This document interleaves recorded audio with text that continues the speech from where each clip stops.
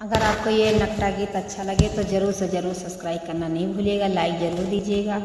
आप लोग सपोर्ट कीजिए हमारे चैनल को। धन्यवाद। खपड़ई लौकई उजड़ल बास नयना तारे बूंद चुए। खपड़ई लौकई उजड़ल बास नयना तारे बूंद चुए। ससुर जहुते तौघन के छवते, ससुर जहुते तौघन के छवते। ननदोइयौ बिरर कई दिन नयना तारे बूंद चुए। खपड़ई लौकई उजड़ल बास नयना तारे बूंद चुए। जेठवा जहुते तौघन के छवते, जेठवा जहुते तौघन के छवते। ननदोइया बिरर कई दिन नयना तारे बूंद चुए।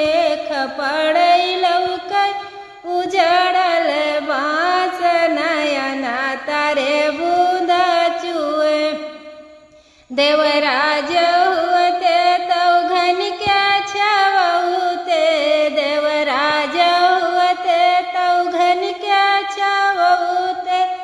ननदोइया बिरर कई दिन नयना तारे बूंद चुए।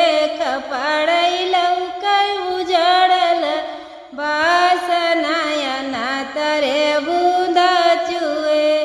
राजा जहुते तौघन के छवते, राजा जहुते तौघन के छवते।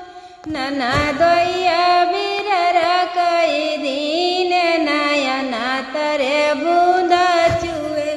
ननदोइया बिरर कई दिन नयना तारे बूंद चुए। खपड़ई